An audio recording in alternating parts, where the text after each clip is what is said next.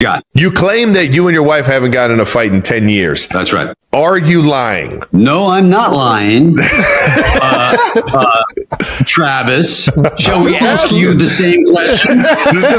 Well, it's only been 2.5 years, and you're right. I haven't gotten in an argument. Yeah. All right. Never when you once. said that you don't fight, you were joking, right? Like you were being sarcastic. The giggle afterwards suggested that you were being sarcastic. What? Remember when Travis Kelce casually mentioned something on his podcast that instantly got everyone talking? He said that he and Taylor Swift have never argued since they started dating. When that clip dropped, some fans swooned, others raised an eyebrow, and a lot of people quietly thought, hold on, really?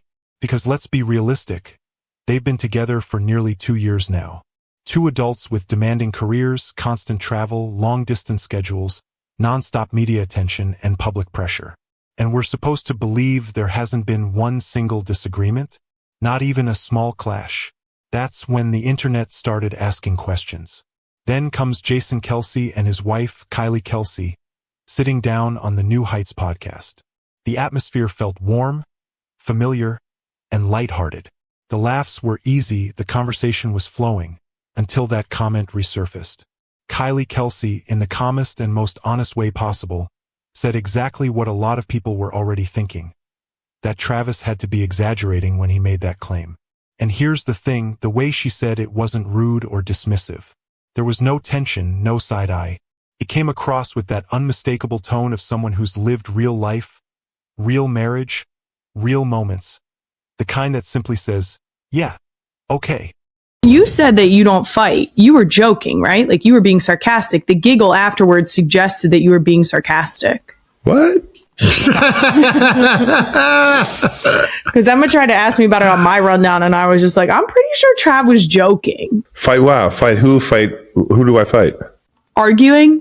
Defensive players. Yeah. Oh, defensive guys? Yeah, I fight. Yeah. I'm a fighter in that sense of it. Great, but, perfect. Yep, continue. But me and Tay, we definitely don't fight. We don't either. I mean, I can attest to it. I've never seen it. It's not true. That's fair. Doesn't happen often. No. I think it's probably about the standard. Well, let's start a fight. How do you feel about... But let's be real. That moment right there was when everything changed. That's when the episode stopped feeling like a light, feel-good family podcast and turned into a real conversation. You could tell Travis Kelce immediately understood where this was headed. So what does he do? He leans into humor. He starts joking about arguments with teammates, locker room tension, competitive clashes, basically stretching the definition of fighting until it almost meant nothing at all. A classic dodge. And for a brief moment, it works. Everyone laughs. The mood softens. The pressure fades. But then Travis comes back around. And this is where things get interesting. Because he doesn't backtrack. He doesn't say, all right, maybe I oversold it. He doesn't soften the statement or reframe it. Instead, he doubles down. No fights. No major arguments. No serious blow-ups. He stands firmly by what he said. Now pause right here because this is where fans split straight down the middle. Some people heard that and thought, wow, that's the dream. Others listened and immediately thought, that doesn't sound realistic at all. And honestly, both reactions make sense. Because here's the truth. A relationship doesn't have to be loud to be real. Some couples genuinely don't argue the way others do. Some address things early. Some communicate before issues grow. Some just operate differently. But it's also completely fair for someone, especially someone like Kylie Kelce who's been married for years, to question it. That doesn't mean she doubts the relationship. It simply means she understands how real life works. And that's exactly why this moment didn't feel staged. It didn't feel performative. It felt human. Even with Taylor Swift not physically there, her presence was still felt in the conversation. I will say one of Tay's favorite gifts that I got her was the bread slicer. Oh, nice. Because she's been throwing together so much fucking sourdough. Gosh. Yes. Got the best gut health there is. I love you, Tay. And it is true. Like, one of the unfortunate things with making fresh bread is trying to cut that shit. It is hard. And the slicer makes a big deal. Yeah. More importantly, the responsibility to eat it. What? Oh, no. That's the easy part. I take it upon myself to crush it as fast as possible. Yeah. And that's probably not great. No, it's fresh. Yeah. Bread, if it's not like, if it hasn't been like No the preservatives. preservatives in there and made shelf Preservatives on stable, there. no, it's healthy for you. So good. Taylor Swift wasn't on the episode, but honestly, she didn't have to be. Her presence came up effortlessly, in a way that felt natural and respectful. Not as a clickbait headline or a forced talking point, but simply as a part of Travis Kelce's everyday life.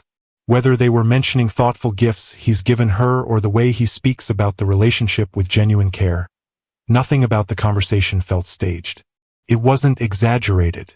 It wasn't performative. It sounded like family casually discussing someone who truly matters. How have you been dealing with being dethroned by Travis's Great. better half? Great. I'm always cheering on Taylor and everything that she does. So the fact that I finally got dethroned, it was welcome. Okay. Nice. Tay. Shout out to Tay. Are you tired of being tagged in pictures of Japanese maples? Nah, it. Literally. No, I'm kidding. Oh. What made this episode hit wasn't the claim itself, it was the reaction to it. Kylie Kelce questioning it. Travis Kelce standing by it. Jason Kelce letting it breathe without turning it into drama. No scandals.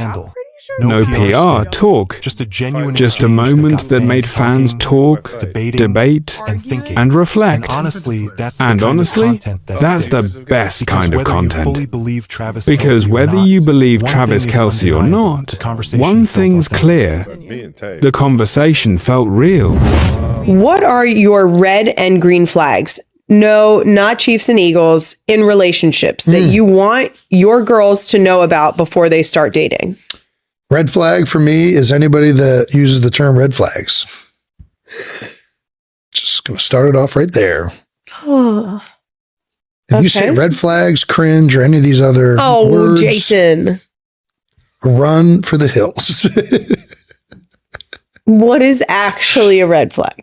That's a red flag to me. I think saying red flags is a red flag. Okay, what is an alarming characteristic or behavior that if our girls said they were dating someone with that you would be like, absolutely not?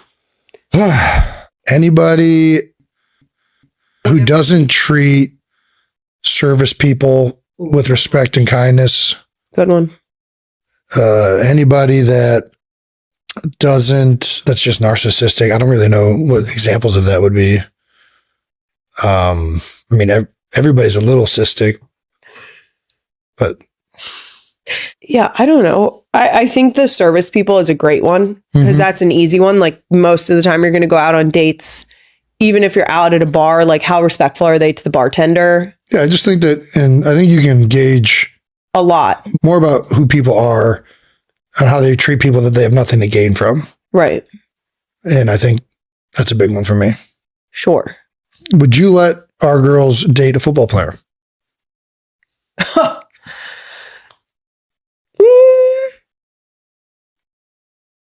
Yes. But I'd be very skeptical. I know a lot of great football players. I also know a lot of football players that I would not want to date my daughter for sure. That is one of the popular questions. Have you seen those videos? There's like social clips of guys going into NFL locker rooms and asking their teammates, who's the teammate you would least like to date your daughter? I'm just going to be so skeptical. Are you going to be skeptical of people that our girls bring home? I am hopefully both of us will show our daughters what good men and women are, that they will be able to decipher these things on their own. Yeah. Cool. Great. Awesome. That's all we can do. Are you going to be skeptical of them when they come home? Nothing is going to help if we're being skeptical at that point. If they fall in love with a douchebag, there's nothing that us being skeptical is going to help.